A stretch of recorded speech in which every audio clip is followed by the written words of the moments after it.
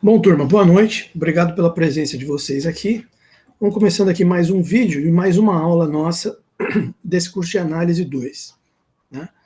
E hoje, na aula de hoje, nós vamos nos dedicar aqui a estudar, num primeiro momento, aqui esse teorema, cadê aqui? Teorema da derivada da função inversa. Vamos comentar, discutir um pouco isso aqui que aparece na página 181 do livro do Geraldo Ávila, né? Depois que a gente terminar de ver isso aqui, a gente vai dar uma olhada também no que ele comenta sobre máximos e mínimos locais de funções, no segundo momento da aula. Vamos gravar isso em outro vídeo.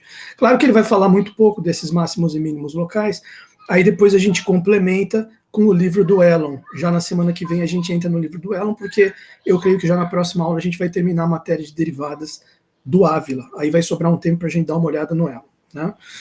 Mas nesse primeiro momento da aula, antes de falar dos máximos e mínimos, eu queria discutir aqui com vocês esse teorema da derivada da função inversa. Então, ali na página 180, ele começa falando o seguinte, aqui, ó, bem no finalzinho aqui da 180, né?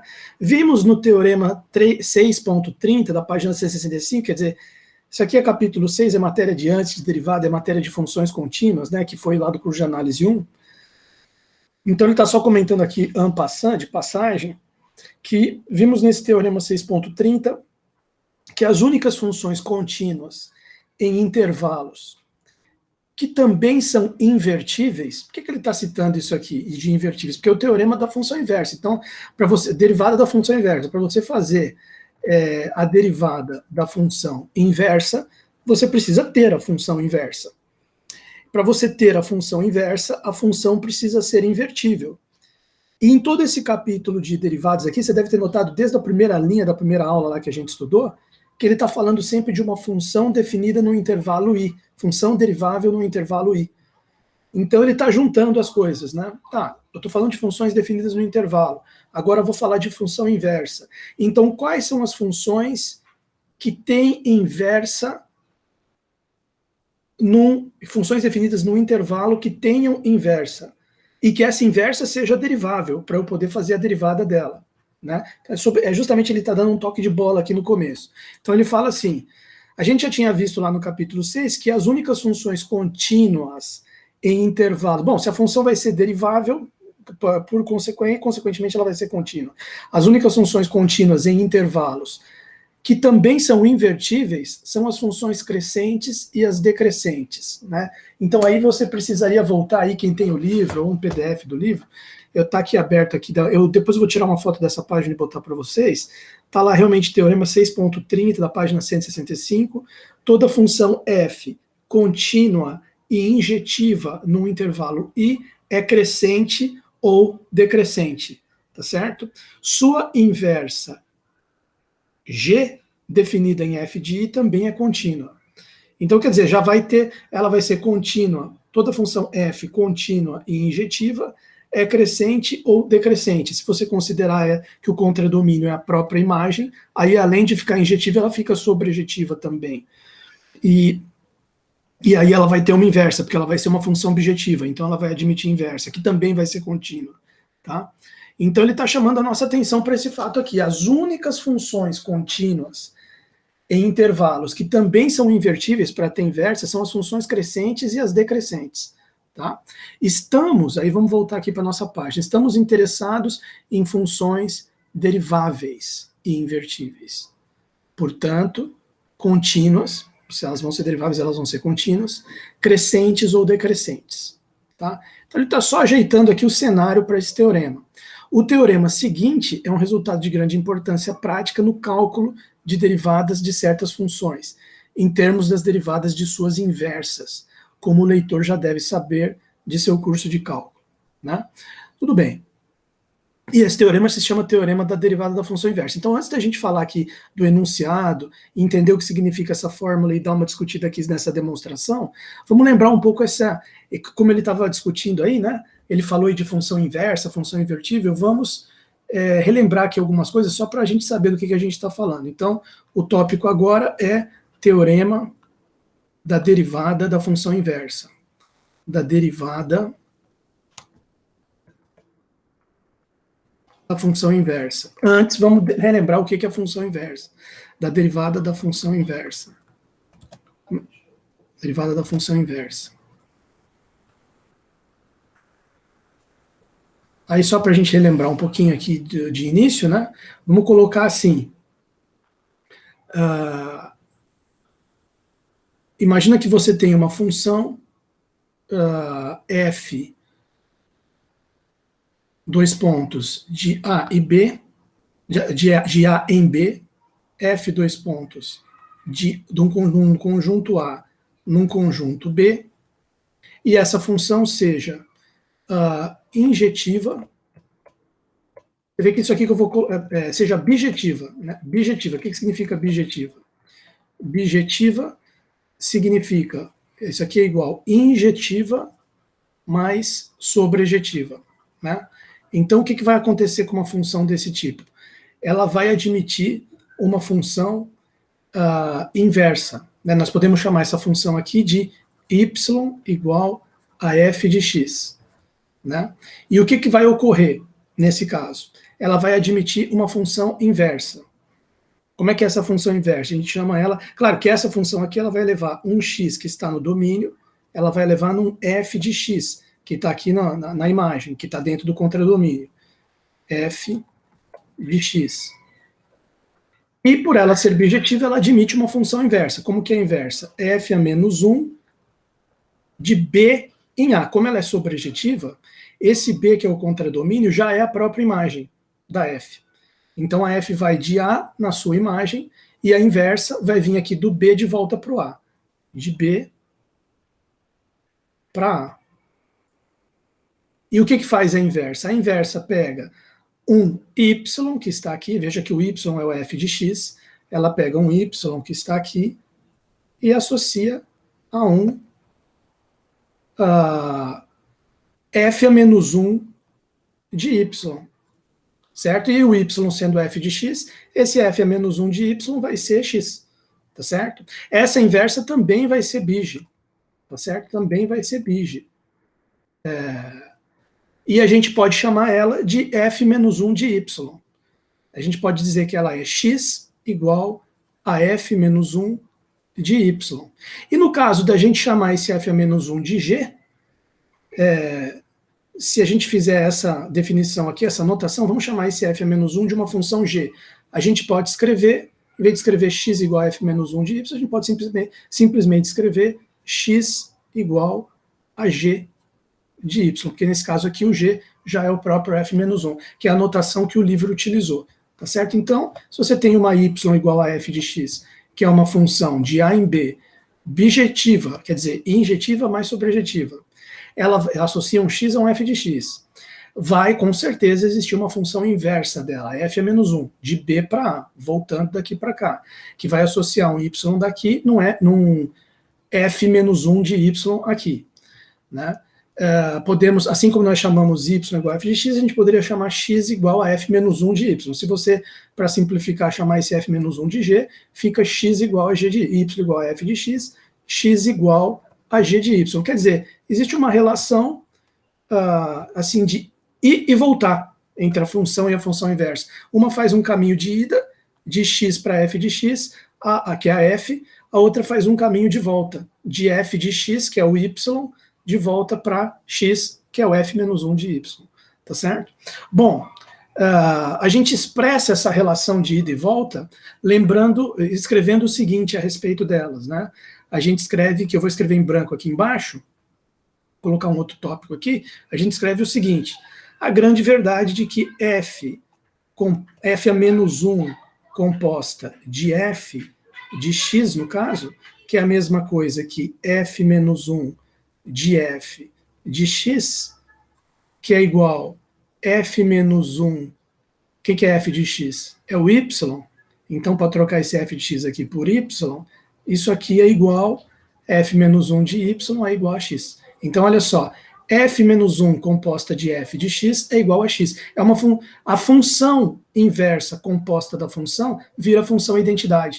Se você chamar isso aqui de h, ficou assim, h de x igual a x. Função identidade, né? A função composta de sua inversa dá a função identidade.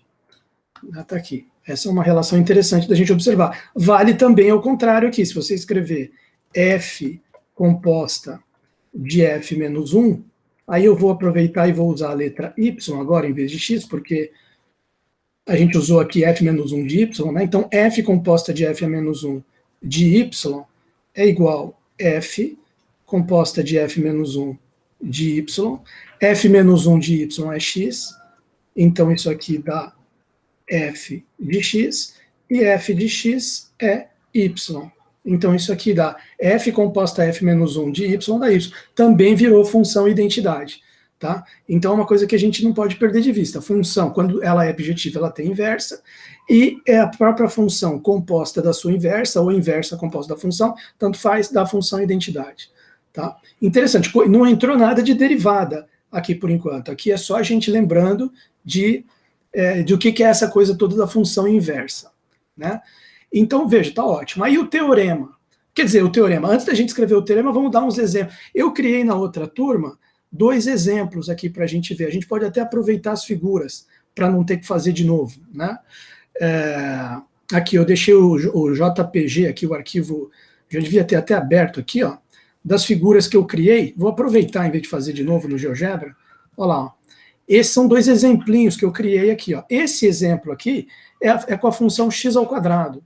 Então, essa função verde aqui, ela é a função x ao quadrado. Em qual domínio? Do 0 até o 3.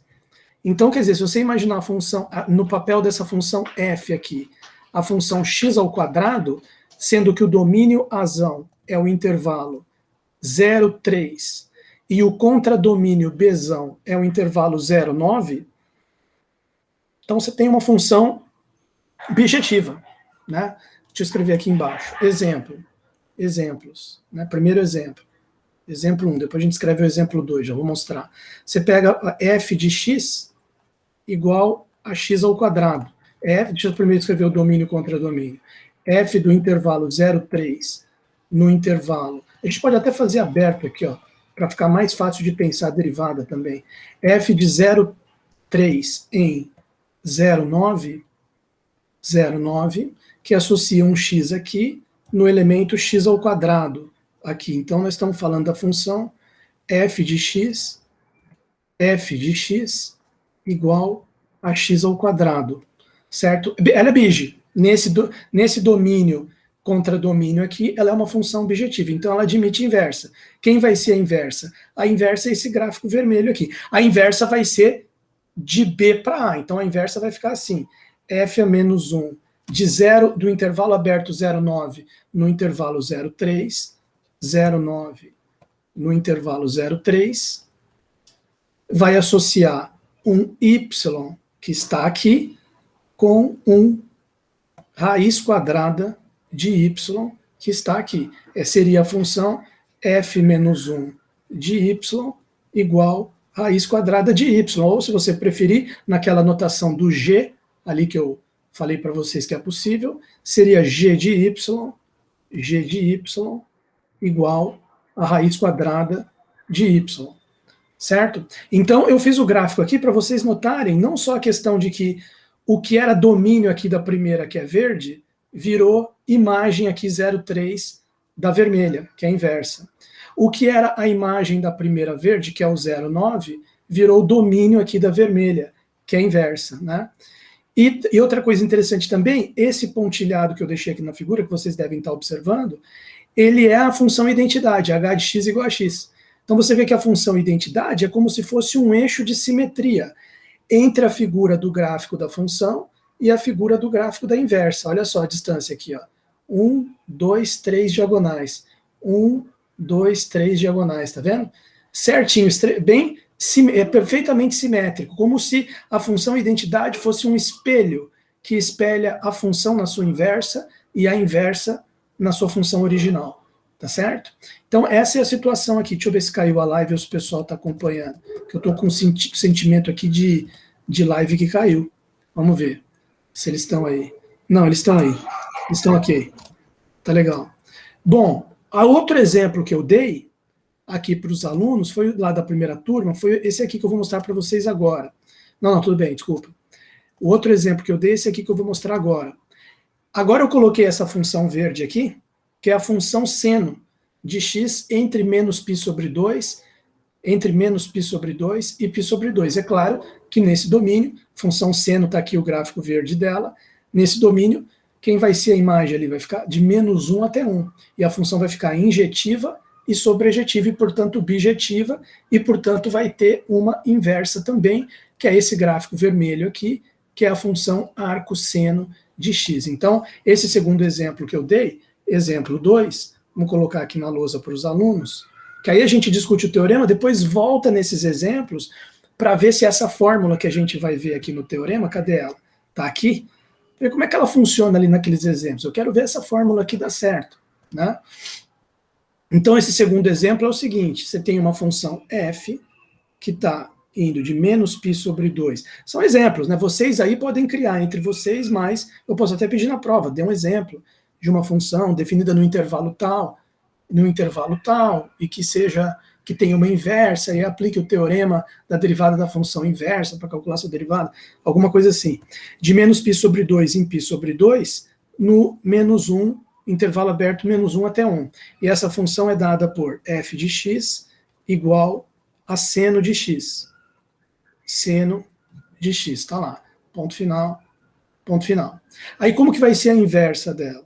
A inversa já vai ser uma função que vai de menos 1 até 1 em... Aqui, opa, faltou escrever aqui. Associa um elemento x aqui a um elemento seno de x aqui. Seno de x. Aí a inversa. F menos 1 vai de menos 1 até 1, de menos 1 até menos π sobre 2 a π sobre 2. Menos π sobre 2 até π sobre 2. E ela associa um yzinho aqui a um arco-seno, ou seno menos 1, também conhecido como arco-seno, de y, aqui, nesse intervalo. Essa função a gente pode escrever como f menos 1 de y igual arco-seno de y, ou seno a menos 1 de y, né? Ou também naquela notação do g de y, igual a arco-seno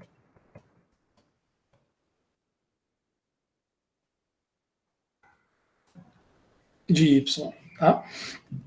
Função e sua inversa. Você vê a mesma relação aqui, deixei o pontilhado, que é o gráfico da h de x igual a x, é a função identidade. Você vê que o seno, que é o gráfico verde, e o arco-seno, aqui, ó. Cadê aqui? Arco, seno a menos 1, né? Esse seno a menos 1 aqui é o arco-seno, que é o gráfico vermelho. Você até vê a cor aqui que ficou registrada aqui no GeoGebra, né? Então você vê ali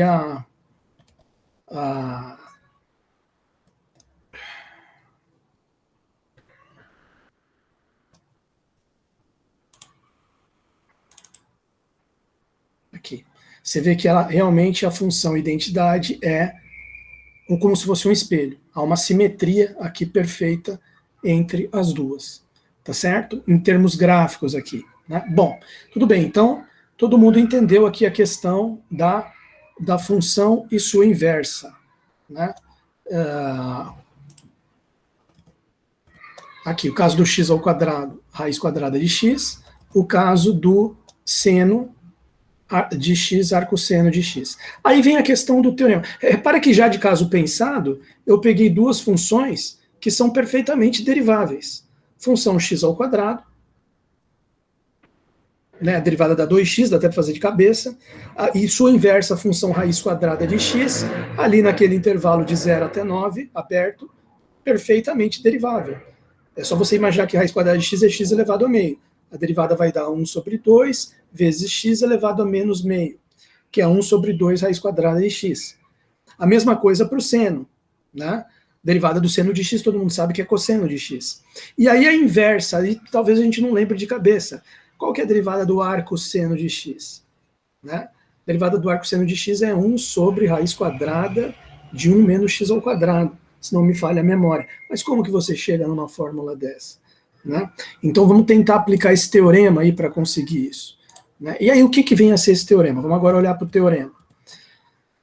Teorema da derivada da função inversa. Seja y igual a f de x, uma função derivável num intervalo aberto e AB. Você repara que isso aqui bate com esses dois exemplos que eu peguei, com x ao quadrado no intervalo aberto 0,3 e com o seno de x verdinho aqui no intervalo menos π sobre 2 até π sobre 2, são sem problema nenhum, está dentro aqui. Eu quero que o exemplo sirva, seja útil aqui para o teorema, então eu estou comparando, vamos colocar aqui na lousa.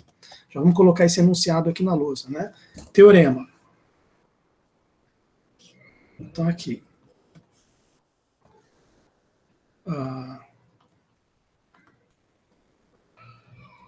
Teorema. Derivada, função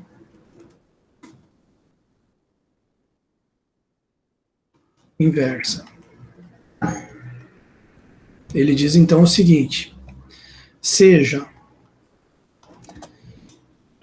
y igual a f de x, derivável no intervalo aberto, que a gente vai tomar como sendo o domínio dela, i igual a AB. Seja f, y igual a f de x, y igual a f de x, derivável em i igual a AB. Vírgula, com a sua derivada sempre positiva ou sempre negativa nesse intervalo, tá certo? Ou seja, a derivada nunca vale, ou ela vai ficar sempre positiva, quer dizer, ela nunca vai valer zero, nem nunca vai mudar de sinal, estar positiva e aí passar para negativa, ela vai ficar sempre positiva. Repara que isso é interessante porque o f' de x, na fórmula eu estou vendo aqui que vai aparecer no denominador, então seria complicado se aparecesse um zero aqui no denominador, né? Então, quer dizer, seja y igual a f de x, uma função derivável no intervalo aberto i, com a sua derivada sempre positiva nesse intervalo, ou então sempre negativa nesse intervalo. Então, nós já estamos lidando aqui com uma função que é derivável, certo? E acaba sendo bijetiva também.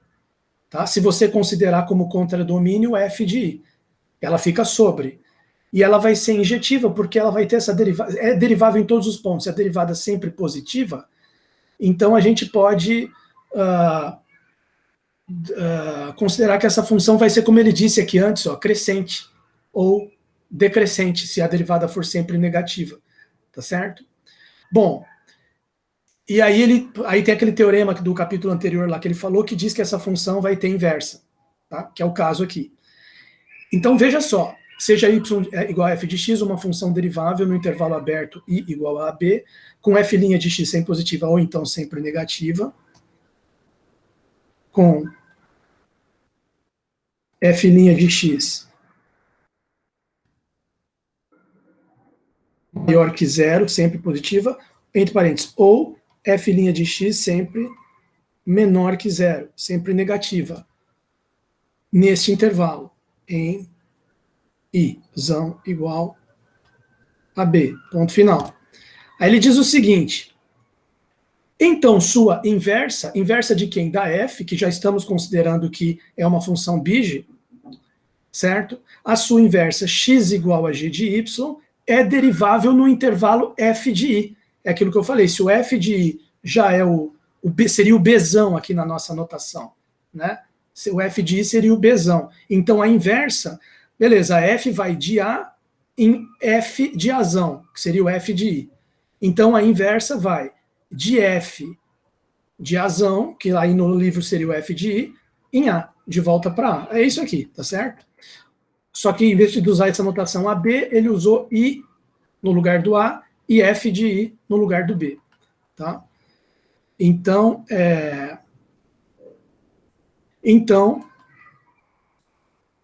a inversa x igual a g de y é derivável no intervalo j igual a f de i e vale essa fórmula aqui para a derivada. Tá? Então, a sua inversa, x igual a g de y é derivável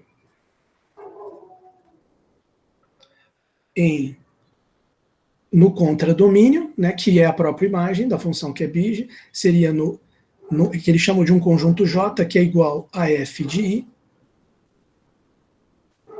e sua derivada vale. E sua derivada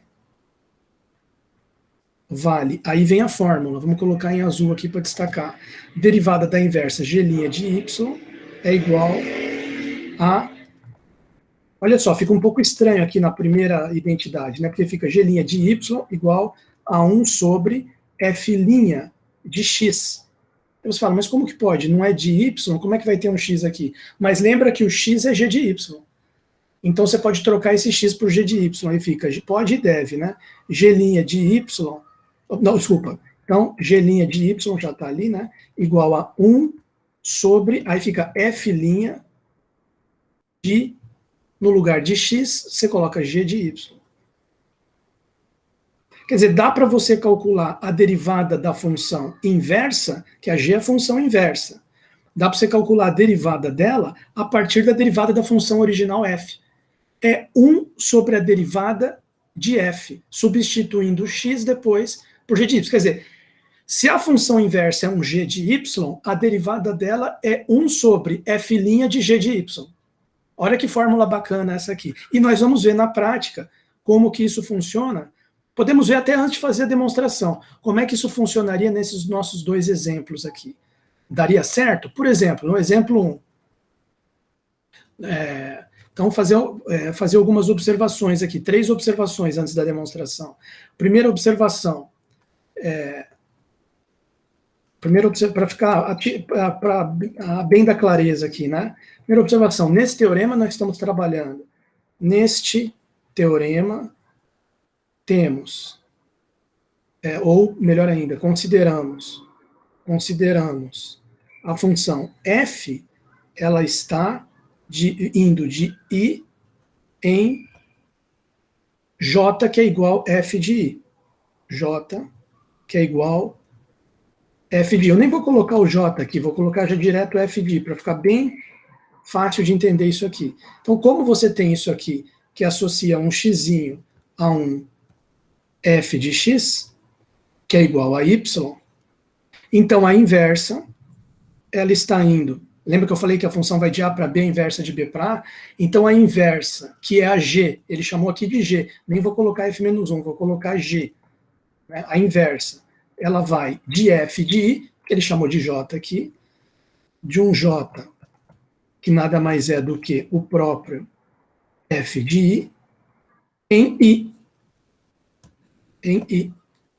E ela associa um elemento Y, que vai estar aqui, que é um F de X, e leva ele, deixa eu escrever ele bem aqui, y, que é um f de x, e associa ele a um xzinho aqui. E o xzinho é quem? É um g de y.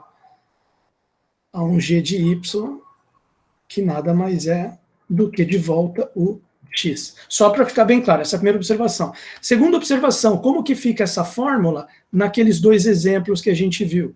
Então vamos ver aqui. Observação 1. Outra observação, né? Essa aqui foi observação 1. Observação 2. No exemplo do x ao quadrado lá, como é que ficaria essa fórmula? Olha só. Dá para a gente perceber que se a função é x ao quadrado, a inversa dela é g de y igual a raiz quadrada de y. Que é esse gráfico aqui. É que aqui as duas ficam com x, porque eu desenhei os dois gráficos das duas funções no mesmo sistema de coordenadas. Então, que é x aqui, o eixo horizontal, o eixo das abscissas. Então, no software aqui no GeoGebra, ele usou a letra x nos dois, tá certo? Mas vocês já estão grandinhos e vocês já sabem que o que realmente determina a função não é a letrinha. A função e o gráfico da função não é aquela letrinha da variável independente, né? Se eu falar, por exemplo, que a função g é uma função quadrática,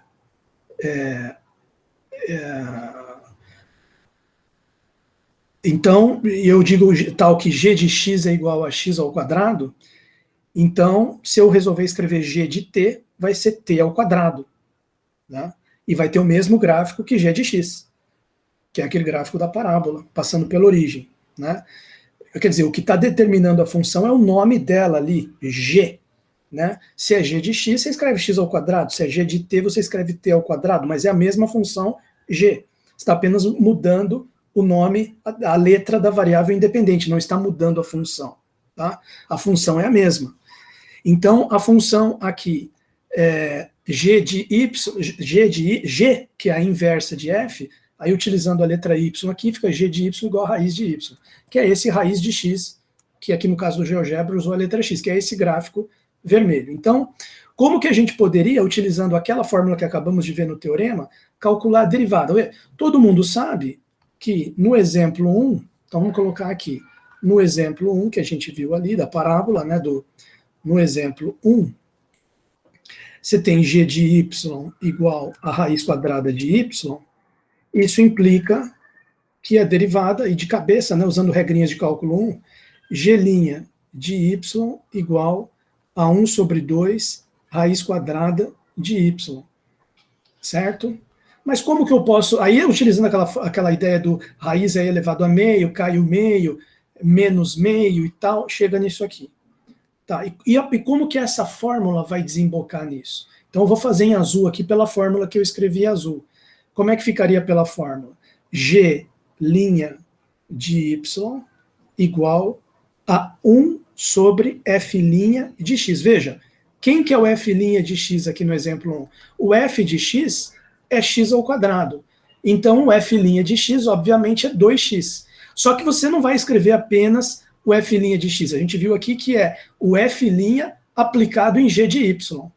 Então ficaria assim, 1 sobre a função 2x, mas a função 2x aplicada no raiz de y, né? É melhor eu escrever primeiro o f', né? Opa, é melhor eu escrever primeiro o f'. Então vamos escrever assim, f' de x nesse exemplo é igual a 2x, que é a derivada do x ao quadrado.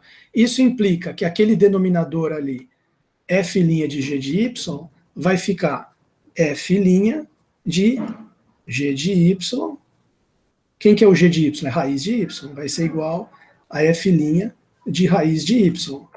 E quanto que é f' de... Coloca a raiz de y aqui no lugar do x, aparece uma raiz de y aqui. Vai dar 2 raiz de y. Então, voltando ali para a fórmula azul, g' de y vai ser igual a 1 sobre f' de x, que é igual a 1 sobre f' de g de y. Vou escrever melhor aqui. 1 sobre f' de g de y, que é igual, no nosso caso, o f' de g de y deu 2 sobre raiz de 1 sobre 2 raiz de y. Então você vê que bateu certinho com o resultado que a gente calculou de cabeça aqui. Tá? E no exemplo 2, como é que ficaria? Então, observação 3, última observação aqui antes da gente discutir a demonstração ali. No exemplo 2, observação 3. No exemplo 2,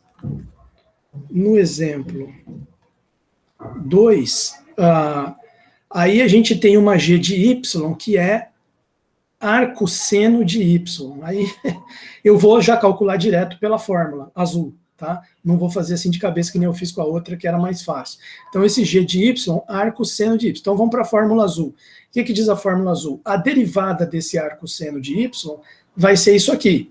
Então quem que é o f' de x? Opa, no exemplo 2. No exemplo 2, o f de x é seno de x. Então o f' de x é cosseno de x. Então, isso já dá para a gente escrever aqui. No exemplo 2, f de x igual a seno de x. Isso aqui implica que o f' de x vai ser igual a cosseno de x. Daí,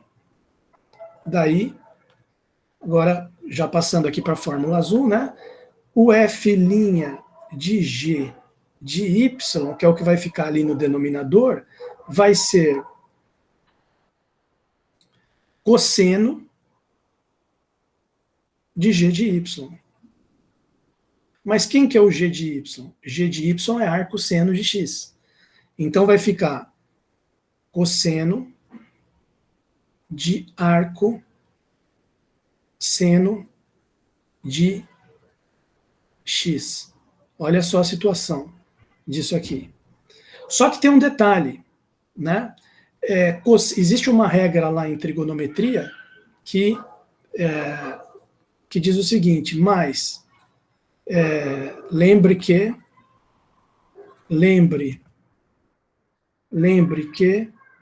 seno ao quadrado de x mais cosseno ao quadrado de x é igual a 1. O que implica que cosseno, se você isolar o cosseno aqui de x, ele é igual a 1 menos seno ao quadrado de x, raiz. Então, o que acontece?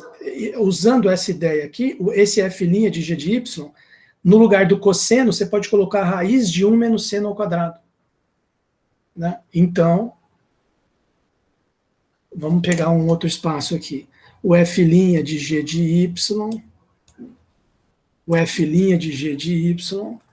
que é f' de g de y, que é cosseno de arco seno de y, ele vai ficar igual, o cosseno é aquela fórmula que eu falei, raiz quadrada de 1 menos seno ao quadrado de arco seno de y. Fecha, fecha. Esse seno ao quadrado é como se tivesse um parênteses aqui, tudo elevado ao quadrado. Então, vou até escrever aqui para não causar confusão. Isso é a mesma coisa que 1 menos, abre colchetes, seno de arco seno de y, fecha, fecha, fecha, ao quadrado. Tudo isso, raiz. Seno com arco seno, a função é aquele f composta de f menos 1. F composta de f menos 1, uma elimina a outra e dá y. Então isso aqui ficou 1 menos y, e tem esse quadrado aqui fora. 1 menos y ao quadrado, raiz. Então, conclusão. F' de g de y, f' de g de y é igual a 1 menos y ao quadrado, raiz. Raiz. Então, logo, né, assim, dessa forma, a derivada g' de y, que é 1 sobre isso aqui, 1 sobre f' de g de y, vai ficar é igual a 1 sobre raiz de 1 menos y ao quadrado. Tá lá. Aqui, meio difícil de fazer aqui, pronto. 1 sobre raiz de 1 menos y ao quadrado, ponto final. Então eu fiz questão de dar esses exemplos aqui para vocês verem, porque às vezes a gente chega assim, fala o teorema e já vai direto para a demonstração, e às vezes a pessoa nem se lembra direito dessa história toda de função inversa, que a função vai de A para B, a inversa volta de B para A, esse jogo de letras, y igual a f de x, x igual a f menos 1 de y, que pode ser um g de y. Depois lembrar da questão gráfica, que uma é uma imagem espelho da outra em relação à função identidade, né? Tá aí o seno com arco seno. Então eu fiz questão de mostrar isso tudo para vocês para dar uma avivada na memória. E depois, quando vai para o enunciado do teorema e vê a fórmula, muitas vezes a gente já parte aqui para demonstração com o aluno nem entendeu direito o que faz e como que funciona essa fórmula. Então, eu acredito que com esses exemplos, vocês viram que não, realmente a fórmula consegue calcular a derivada da função inversa utilizando a derivada da função original da onde veio a inversa.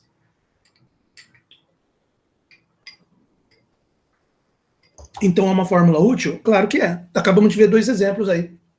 Acho que principalmente no segundo exemplo, você vê que ela com relativa tranquilidade mostrou que a derivada do arco seno de x é 1 sobre raiz de 1 menos x ao quadrado, ou derivada do arco seno de y igual a 1 sobre raiz de 1 menos y ao quadrado, tá certo? Bom, mas e a demonstração do teorema? Olha, vamos dar uma olhada aqui. Não me pareceu bicho de 7 cabeças, não. Me pareceu tranquilo. Quer dizer, tranquilo, assim. Eu acho que eu consegui compreender, né? E acho que vou conseguir passar para vocês. Dá uma olhada nessa demonstração. Primeira coisa que eu acho para a gente entender isso aqui que ele está falando, olha aqui a demonstração. E vamos escrever essa primeira linha aqui, que isso aqui é importante. Y e y0 são elementos do J. E o J é o quê? É o domínio da função inversa. Então vamos lembrar que, até coloquei na primeira observação lá, nesse teorema AF é de I em f de I, que é o J, tá? E a função inversa é, na verdade, o G, que acaba sendo do J, que é igual a f de I, é o domínio dela, da inversa, em volta para o I. Então, só a primeira, que é a observação 1, isso aqui. Né? Então, vamos pegar o elemento y e o y0 no domínio da inversa. Por que ele está fazendo isso? Porque ele quer calcular a derivada da inversa. Então, vai ter que usar aquela razão incremental da inversa e passar o limite para y tendendo a y0. Então, vamos lá. Sejam y, y0 pertencentes aqui ao domínio da função inversa g, que é o j. Tá? Ponto final. E, claro, a gente sabe que uma coisa que amarra, duas coisas que amarram x com y são a f e a g. Né? No caso, y é igual a f de um x e o x é igual ao g de um y. Então, se você pegou dois y's, y e y0 em j, você pode fazer o g de y e o g de y0, que vão corresponder a certos valores x. Então, para usar uma notação aqui natural, coerente, o g de y vamos chamar de x, e o g de y0 vamos chamar de x0. E é claro que esse x e x0, eles já são elementos não mais do j, são elementos do i, do domínio da função. Né? Tanto que ele não colocou aqui no x0 igual a g de y0 pertencente a j, igual ele colocou no y. Né? Então vamos lá. X vai ser igual a g de y, e x é igual a g de y, e x0 igual a g de y0. Ponto final. Tá lá. Agora, aí veja, o que você quer, o que nós queremos calcular? Nós queremos calcular o g' de y, mostrar que ele é igual a isso aqui, que a gente já testou a fórmula nos dois exemplos e deu certo. Como que eu calculo a derivada de uma função? Razão incremental, limite para y tendendo a y0. Né? Então, devemos mostrar que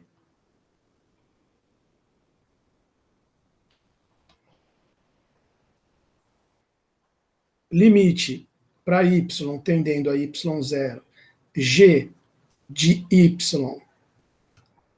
desculpa, devemos mostrar que, vou até botar em azul para destacar, g' de y, que é, por definição, limite para y tendendo a y0, g de y menos g de y0 dividido por y menos y0, dá igual, o que a fórmula lá do enunciado diz? Dá igual a 1 sobre f' de g de y. Igual a 1 sobre f' de g de y. Quer dizer, é essa parte aqui que a gente tem que mostrar. Tá? Então ele vai trabalhar essa razão incremental aqui, para poder a gente sair com esse teorema aqui, desenrolar ele de algum modo. Né? Então ele coloca aqui o seguinte, bom, agora note o seguinte, note que essa razão incremental é igual a isso, e realmente, né? Agora note que, dois pontos, esse g de y menos g de y0, g de y menos g de y0, dividido por y menos y0 é igual Bom, aí vamos lembrar daquilo que a gente falou, né? O g de y é x, o g de y0 é x0. Então, aqui em cima dá para a gente trocar por x menos x0. E embaixo, veja, a gente sabe que o y é igual a f de x.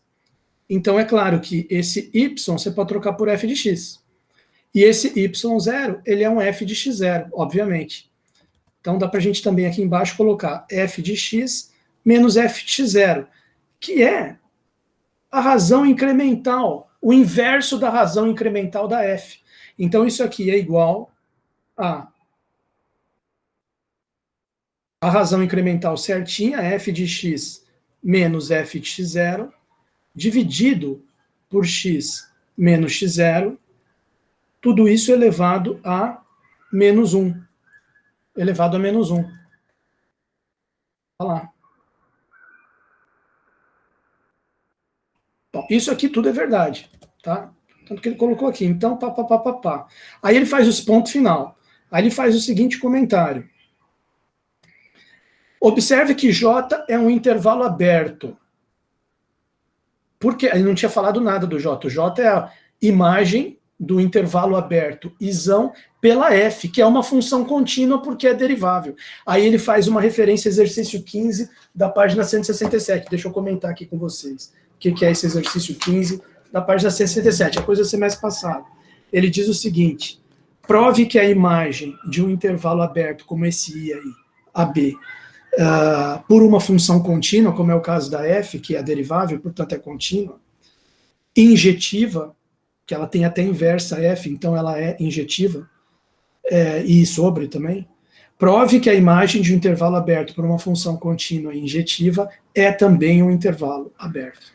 Então, por isso que ele está afirmando aqui categoricamente que nós temos um intervalo aberto no I, no domínio da função f, e vamos ter também um intervalo aberto aqui no J, que é o domínio da função inversa. Por quê? Porque esse J é f de I, é a imagem de um intervalo aberto por uma função contínua injetiva. Tá? Então, deixa eu, em vez de colocar número de exercício ali, eu vou colocar assim: J é intervalo aberto, pois J é igual a f de I, vírgula, onde I igual a AB é intervalo aberto,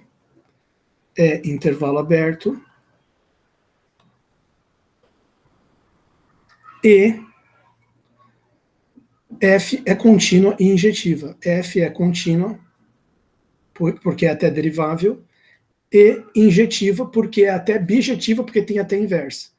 É contínua e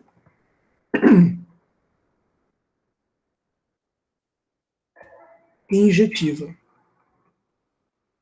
Ponto final. Tá certo? Então, beleza, esclarecemos isso aqui. De forma que podemos fazer y variar em toda uma vizinhança de y0. Né? Veja, o y0 ele está dentro do J, então ele está dentro do intervalo aberto, então ele é um ponto interior. Então existe toda uma vizinhança em torno dele, que ainda essa vizinhança inteira está dentro do J. Então você pode, mantendo o y pertencendo a J, você pode variar ele em toda uma vizinhança em torno do y0. Com o que x estará variando em toda uma vizinhança de x0, né? Conforme eu faço a variação aqui do y em torno do y0, dentro do j, o x, que vai ser o g do y, vai variar em torno do x0, de uma vizinhança do x0 lá dentro do i. O x e o x0 estão dentro do izão, não estão dentro do j. Bom, então vamos escrever essa frase, né? Assim podemos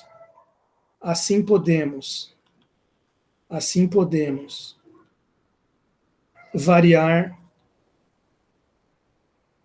y em torno y pertencente a j, acho que vale a pena enfatizar. Podemos variar y tudo dentro de j numa vizinhança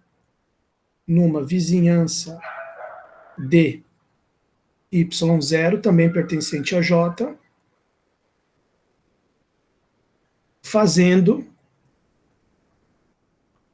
com que x igual a g de y pertencente a i varie numa vizinhança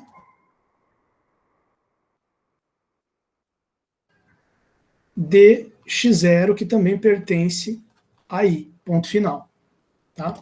É isso que ele está dizendo aqui nessa frase. Fazendo y tender a y0, aí o y não ficou só brincando ali numa vizinhança em torno do y0, já fez ele cair para a direção do y0, tender a y0. Fazendo y tendendo a y0, x tenderá a x0, pois g é contínua. Essa função inversa é contínua, então, e o x é g de y, então você fez o y tender a... x é g de y, e x0 é g de y0, e g é contínua. Então, y tender a y0 faz x tender a x0, de onde o resultado desejado. Porque com essa linha que ele acabou de escrever aqui no final, a gente pode tacar o limite aqui dos dois lados e dar certo. E que é o que eu vou escrever aqui. Ele não tacou o limite, mas eu vou tacar. Daí, x tendendo a x, daí como g é contínua,